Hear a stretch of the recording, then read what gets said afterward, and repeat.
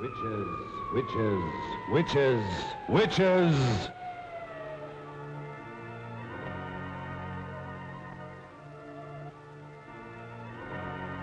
From just beyond the edge of light, from the deeper darkness where no living being has ever walked, comes the terror of those who have given their souls to the devil.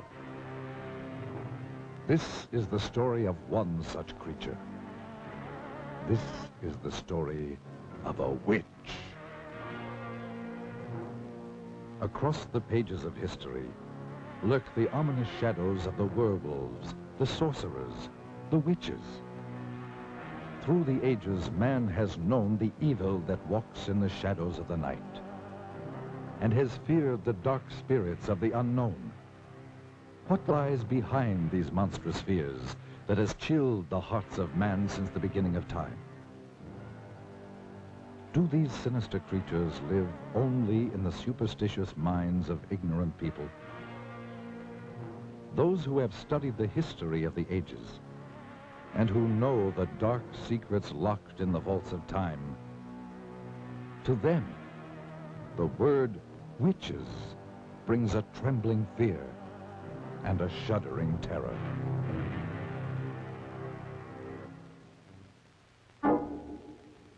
Great minds have sought to explain these things, and in the great museums of the world hang the work of the master artists of another age, giving mute testimony to the horrors of sorcery and witchcraft as they saw it in their day. To tell you this hideous tale, and to better help you understand these murderous creatures, let's go back 500 years, for that will bring us back to the time known as the Dark Ages, when the witches held much of Europe in their black grip of fear. And let us study some of the paintings by the great master artists who lived in the age of witchcraft.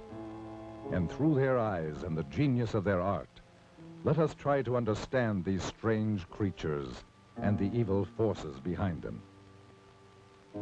In the old books, we read that a witch is one who has given his soul to the devil. To do this, they must renounce God and all other things that are decent and good. It is said that they make a pact with Satan written in their own blood. In return for this evil deed, the devil gave them supernatural powers of magic and evil. They could make their bodies disappear or change into any kind of beast or animal at will. They were given the power to cast their ominous shadows across the lives of others. They could cast evil spells upon their victims, causing them to go blind or lose the use of their limbs, or even lose their minds. They could turn their victims' lives into nightmares of hell. For the devil is their master, and they must go forth upon the earth serving only the powers of evil. The witches would meet in the night at a prearranged rendezvous, usually in old secret dungeons or in the black depth of a forest. These meetings were called Sabbats and were always held during the night, for the devil's greatest power was believed to be from sundown to cockcrow. And many of the finest paintings by the great artists of that period tell the story more eloquently than words of the strange and evil things that took place at the Sabbat. The witches would appear for this sinister ritual in the form of all kinds of hideous creatures, such as beasts or birds, or half beast and half human. They would begin by celebrating what was known as the Black Mass, which was always conducted by some ex-leader of the church who had renounced God to serve the devil. The Black Mass will live in infamy forever.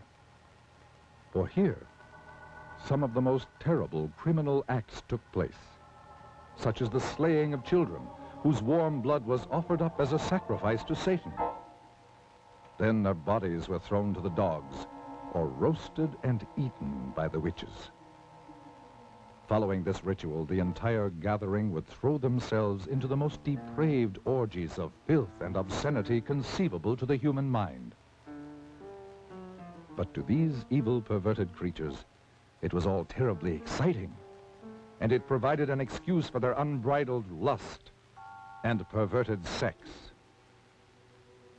The fact that it had to be carried out in utmost secrecy made it all the more thrilling. Yet those same evil, murderous creatures who changed their bodies into all sorts of hideous beasts and engaged in those unbelievable rituals by night, lived by day as ordinary human beings, such as shopkeepers, housewives, or farmers. And as the years went on, the witches continued their murderous assault upon the people. And it is said that they called forth all the legions of the dead to battle for the souls of the living. For this is the goal of the devil. From the beginning of the 13th century through the 18th century, witchcraft ran rampant through Europe and was practiced with all of its blasphemous and obscene rituals. So, the Middle Ages became the Dark Ages, the age of witchcraft, the age of fear. But men and women who still had the courage to fight did so with all the weapons they knew. And after 5 centuries, the tide of battle turned. In many European countries, the practice of witchcraft was made a capital offense. Rulers decreed that their countries must be freed of this terrible scourge, and that all convicted of practicing witchcraft must die. Armies were called out to hunt down the witches. The fear was so great that entire villages said to be infested by witches were put to the torch. The old records tell of flames rising high into the night sky and hideous creatures streaking across the burning heavens, screaming foul obscenities. When confronted with death, many of the treacherous witches confessed to the most hideous crimes. Even the hardened soldiers who were trained to kill turned away sickened by some of their terrifying confessions. One group of witches alone confessed to the murdering of over 2,000 babies and small children, bought from the brothels and slums of the big cities. At last, the witches were no more. Old superstitions and taboos had yielded to the powers of light and knowledge. We, who live in the light of the 20th century, see the witch only in fantasy, as a hideous old woman sailing through the night sky on her broomstick. We are certain that these murderous creatures who walked the world in the Dark Ages, committing their atrocious crimes and casting their evil spells, never really existed, except in the twilight zone of the mind. But are we mistaken? From deep beyond the edge of light, from somewhere out there beyond the grave, beyond the dimensions of life, do these ominous creatures still exist? Let us see.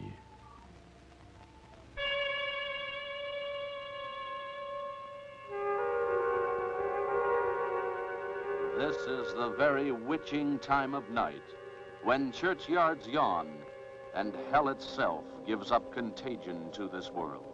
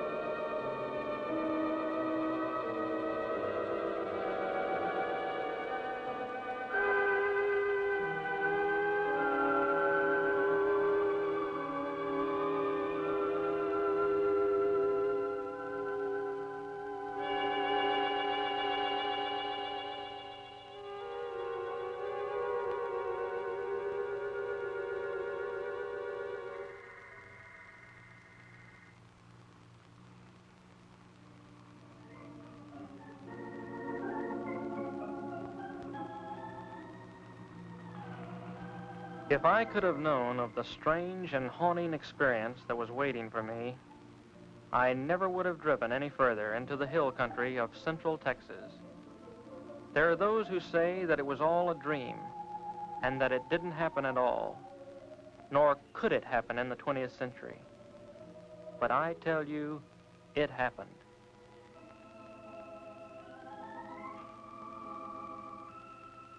Perhaps you will be able to believe it if I tell you about where it happened and the people who lived there. To begin with, it was early spring, and there are few places in the whole world as lovely as central Texas in April. But this is not the Texas of cowboy lore, for here, snug in a green valley rimmed by evergreen hills, are trim, clannish, thoroughly German villages. The German settlers came in 1846 seeking religious asylum in America. The green hills, the rocky slopes, and clear rushing streams reminded them of the hills beside the Rhine. From limestone outcroppings in the encircling hills, they built their thick-walled homes, most of them still standing, mellowed to amber by the sun, still occupied by descendants of the settlers. And they have kept the faith that made their grandfathers brave sickness, isolation, and Indian raids, so that it be kept alive. A characteristic of the valley is the great number of bells, church bells, the Abendglocken with evening bells. And there are the school bells which have rung for 100 years, calling the children to schoolhouses that were built by their great-grandfathers. Though English and German are spoken interchangeably, German is taught in the schools and is still the language of social contact and of the home.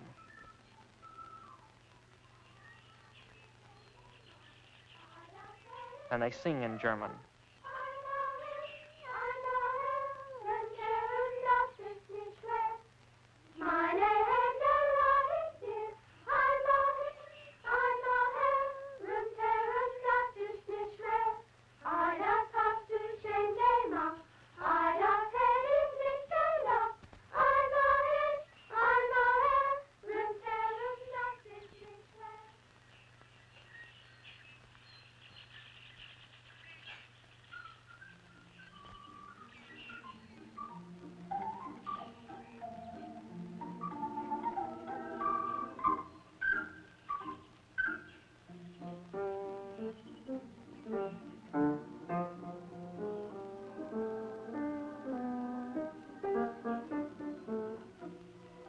Yes, this was spring, the time of Saengerbund, the singing festival.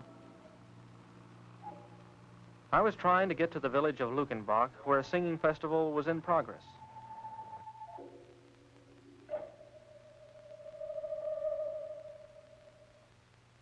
You can joke all you want to about how far a sports car can go on a gallon of gas, but when they're out, they'll sit there like any other car.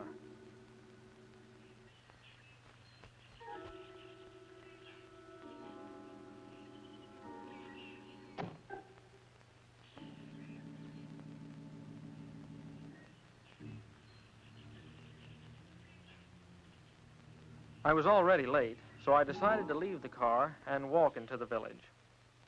This was the last day of the singing festival, and the last day I could take away from college. I was writing a thesis on the early Germans in Texas, and the festivals were important to my research. As I walked through the countryside toward the village, I thought to myself how lucky these people were to live in such peace and unspoiled beauty. And yet, as I approached the old burr mill on the outskirts of the village, an ominous feeling crept over me. It seemed as if the dark shade trees above the mill race were about to swallow me up and take me back 100 years, as indeed they soon would.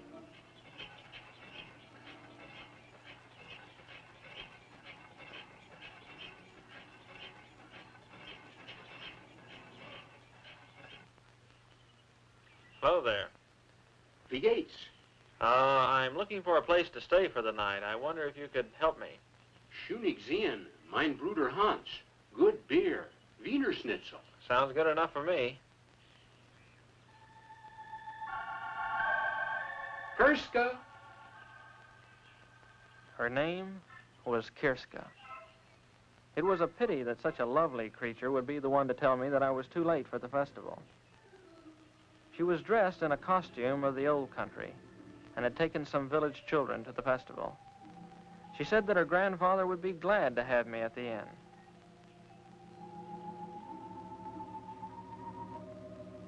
As we turned to go, I couldn't help thinking that the old miller could help me in my search, so I turned to him.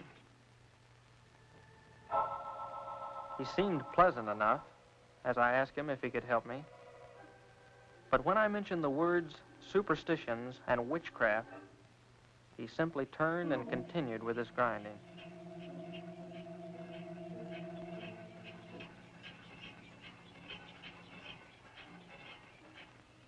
I dismissed the old miller from my mind as overly sensitive, and we started walking through the village toward the inn. I tried to ask Kirska questions about the village, but she was interested in what she called the outside, what it was like at college, what kind of clothes were being worn by girls her age. Suddenly I realized that I was out of place in this village, with its century-old homes and clean-swept walks.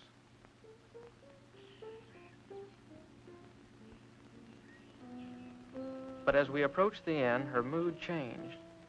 It was as if she wanted to help me, but couldn't find words to explain how. You must be careful. The old ones do not like to speak of the spirits and or hex. And your grandfather? Grandpapa will be glad to have you in our house. He will talk of anything you wish, and much of what you don't.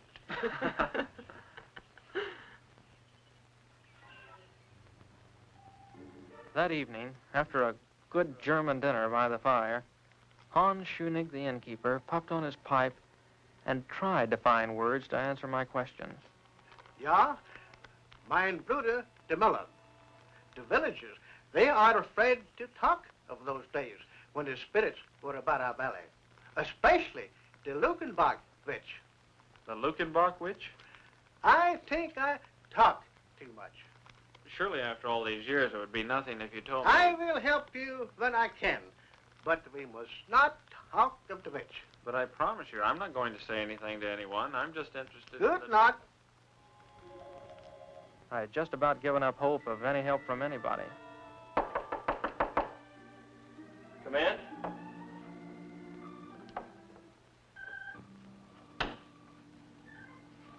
This water is fresh from the well. Thank you. Oh, do you have to go? I mean, well, I'm not having too much luck with the others, and I thought someone younger might be able to help. Someone like you. More help? With my thesis. I'm doing research for a thesis. They want to help you. If they could be sure it was the German immigration you were writing about. But, okay, so it's not just about the immigration story. So it's also about customs and legends and strange oddities that we're hereabouts. And witchcraft? Listen, I didn't say anything about You can be honest with me. All right, so I'm interested in witchcraft and sorcery in the old colony. What's the harm in that? The old folks do not take these things lightly.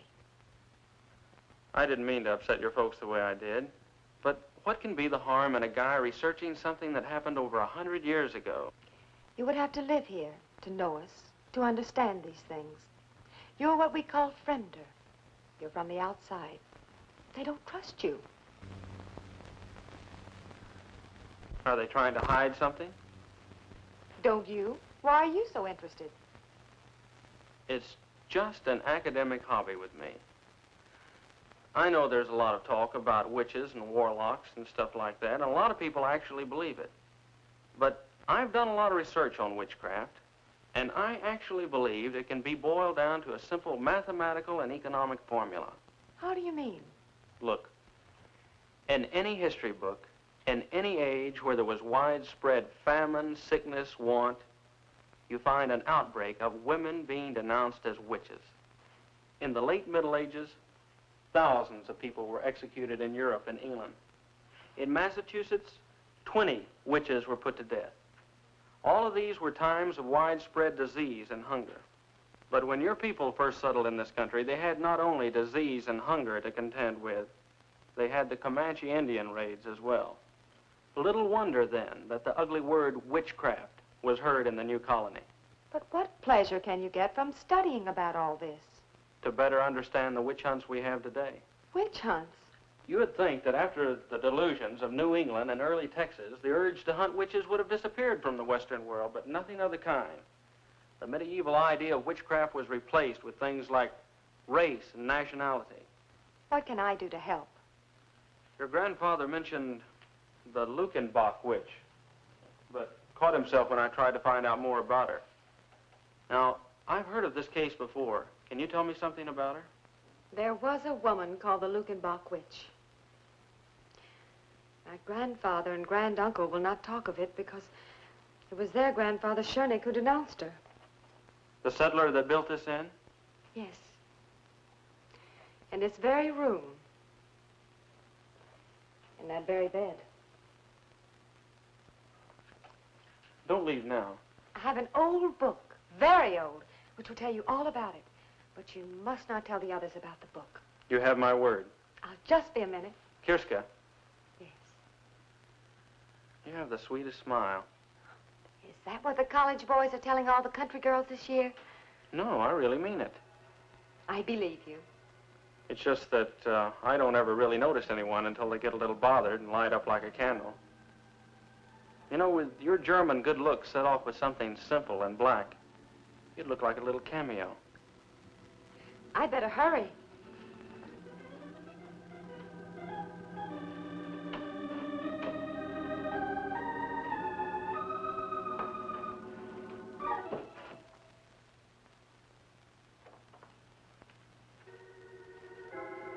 As I finished my packing, I actually felt that my luck was changing for the better. Just how much better, I couldn't describe. You'd have to see her.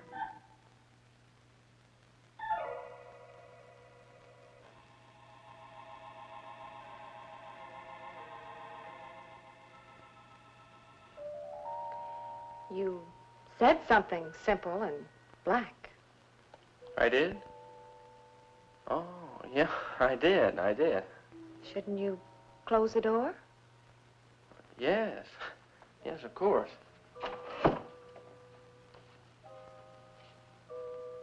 I'm not sure I've got you figured. Because I asked you to close the door? Well, yeah, that and And you wouldn't want Grandfather to know we were alone? No, I wouldn't. Oh, you didn't think I wanted to be alone with you? No. Well, to tell the truth, I'm not sure what I thought at the moment. I'll tell you. You didn't think little country girls ever thought of being alone and things and life? But, Well, who knows more about life and things and being alone than farm people? Well, It's just that farm people don't talk about it too much. Too much talk ruins it. I'll be... I'd better give you your book now and go. Because after giving you your book, I have no reason to stay. Except on one condition. And that wouldn't be fair to you.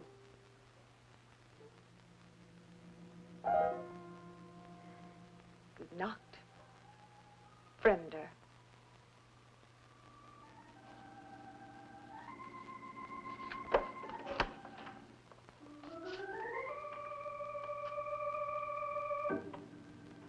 Well, I'll be damned.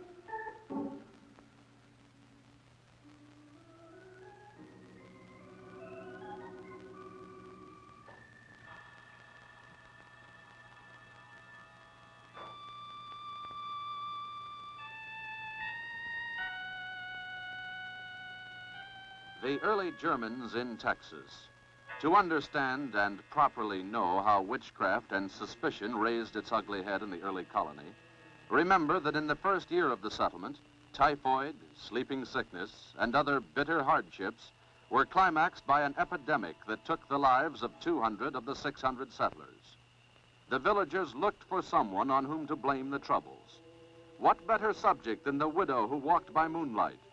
The widow who was too aloof to speak to the women of the village. The widow who caused the whispers about a clandestine affair with the innkeeper Schöennig. The widow witch, they called her. Witch? It must be remembered that this was a time when a man of power could conveniently denounce as a witch any woman discovered with him in his bed. Such a man was Otto Schöennig. Yeah.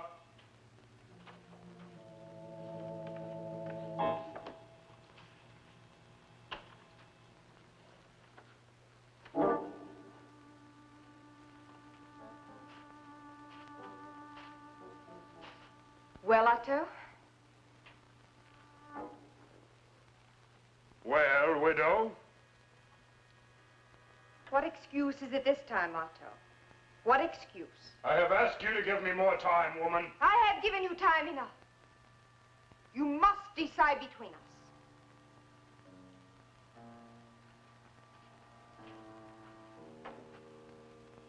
I cannot break charity with my woman while she is infirm. The villagers are talking. I hear their mouthing when I pass their doors. What are they saying, widow? They're saying that I have taken the bed of an invalid wife. They're blaming me for their miseries. The curdling of milk and the spoiling of butter. They say it is the curse of the widow witch. My washerwoman tells me that on Sunday last, the preacher read from the Old Testament. Thou shalt not suffer a witch to live. You must take me away from all this. I cannot break charity with my woman while she is infirmed. You have broken charity with me? What am I? A chattel to be used when convenient? To function where your wife cannot? To lie with, but not to marry? Quiet, woman. Keep your tongue. I'll not be silent. For I fear this talk of witches was born with you. Is it you who have woven this web of spectral evidence about me? Is it you who have called me a witch? Oh, your face belies you, Otto. Would you have me burned?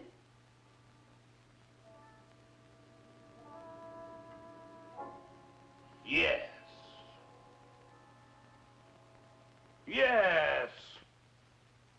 Witches are for burning. No! No! Stop your shouting, woman. Let her hear me. Let all hear me. You belie me. They're here now. The elders are here to learn how you cast your demoniac spell over this house. No! No, you lie! I have told them how you cast your spell over my wife to make her invalid. She is in league with the devil. The widow is a witch. That same night, under cover of darkness, they took the widow to the graveyard. There are those who said that she waited proudly without fear, and that she whispered over and over, Tot au alle Schöennigs, death to all Schöennigs. I will return. And with the self-same spire, I will kill all who bear the name of Schöennig. How convenient for Otto Schöennig that there could be no trial. Death would be by post-oak spire.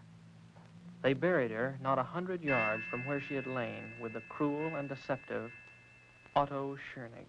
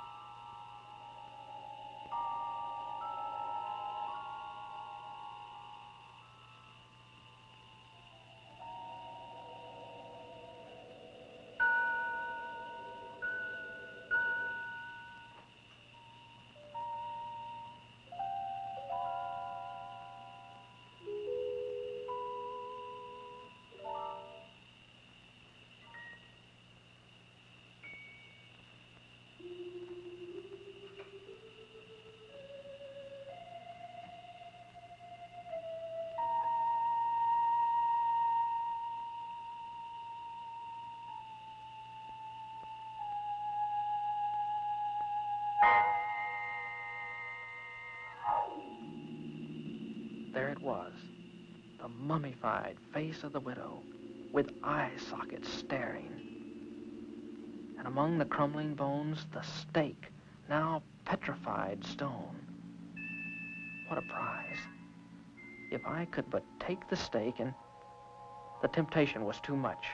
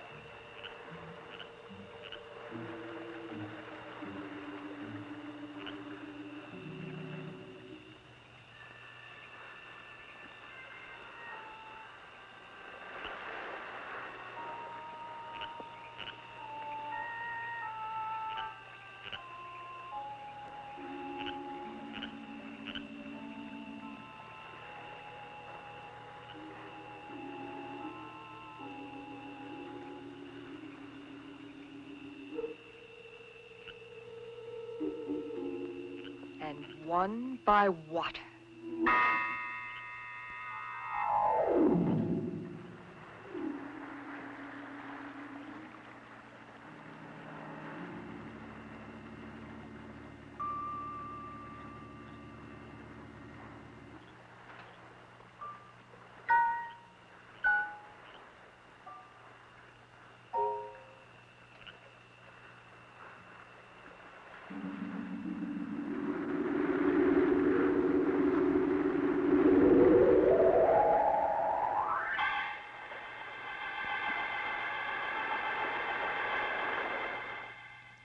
The next morning, the elders came to the inn.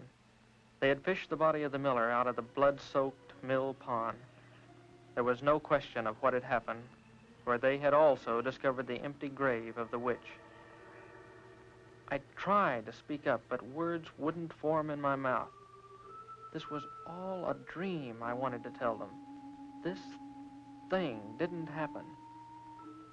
But as the elder continued to talk, the sudden realization came to me that it was true. I had uncovered a grave of a witch, and now, after 100 years, she had returned to avenge herself.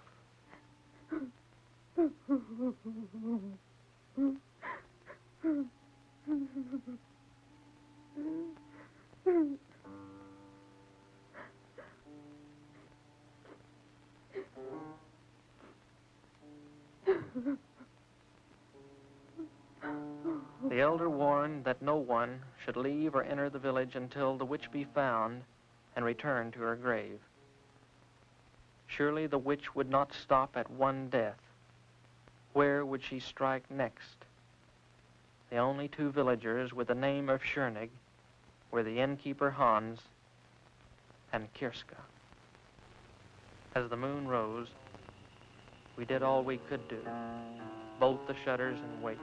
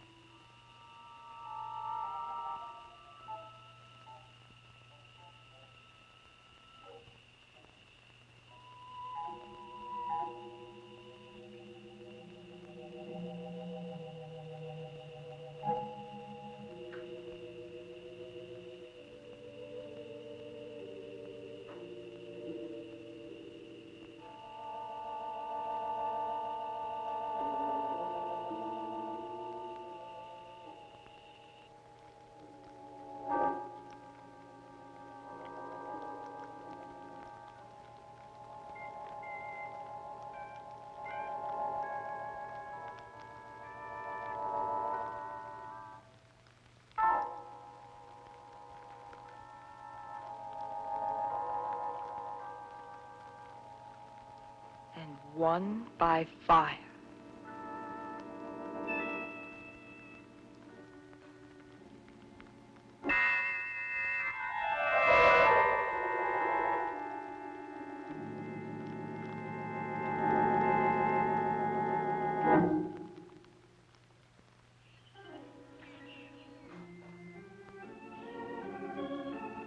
I was the guilty party. Just as surely as if I had held the stake, I had killed them. I could no longer contain my guilt. And yet, some kind of power kept me from speaking up. It was as if I was hexed by the witch herself. I made up my mind to find the witch and stop the killing. The librarian must have wondered at my strange questions. Under the guise of research, I asked her if there was some place people could hide in the hills by day, maybe some place where they went to during the Indian raids. Yes, she could help me. There were some caves downstream from the mill. I had my information.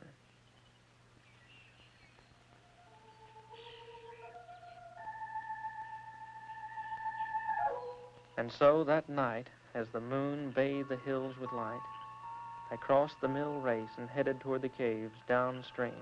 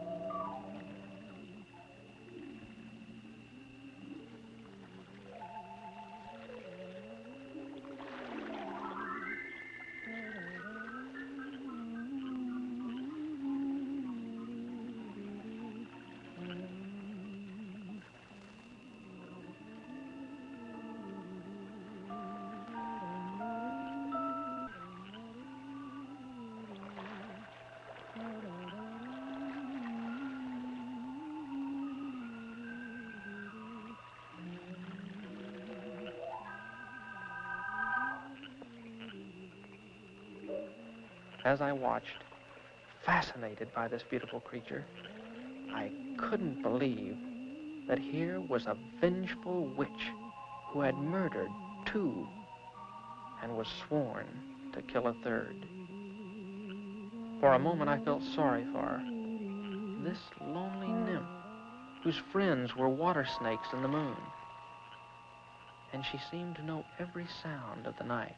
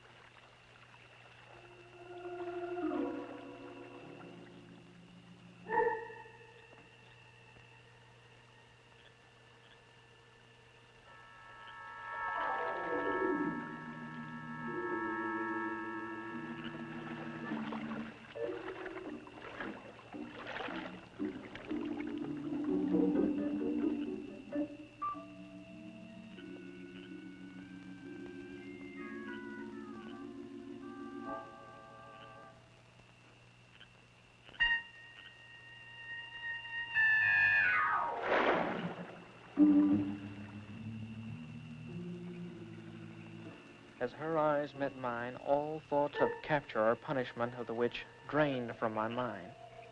I was helpless. Her power and beauty engulfed me, and I found myself completely obeying her will.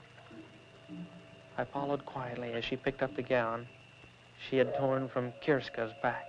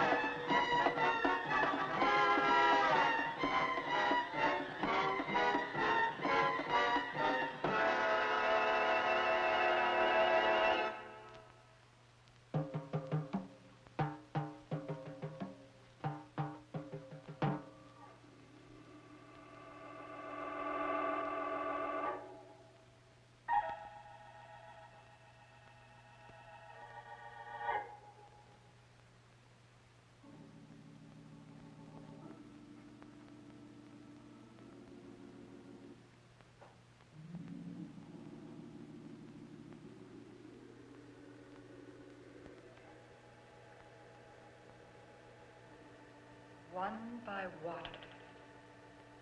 One by fire.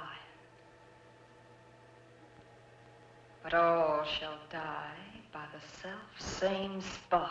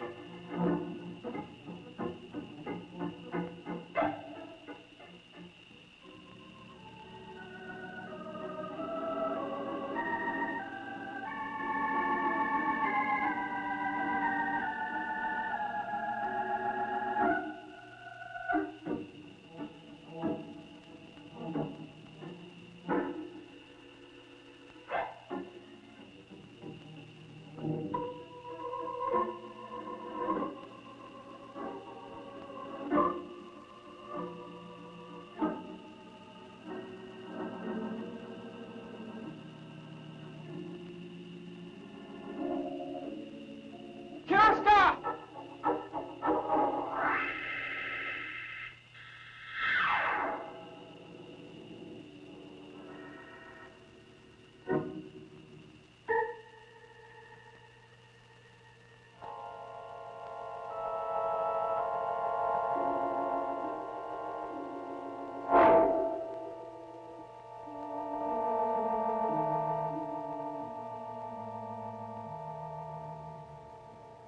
Later, in the cold gray light, I spread the dirt over the widow. My feelings were mixed. Here was a woman who had taken 2 lives. Yet she had been denounced maliciously and killed by the same stake. Was she witch or wronged widow? It is not for me to say. I am only glad that her tempest is over and she has returned to her 100-year sleep.